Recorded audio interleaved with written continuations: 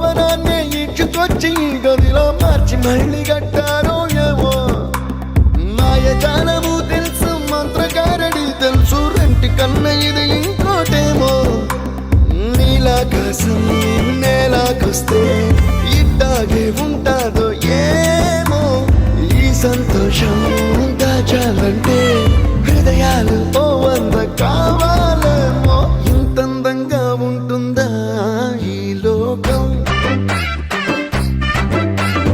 ఇన్నాళ్ళు ఈ మనసుకి తెలియాలే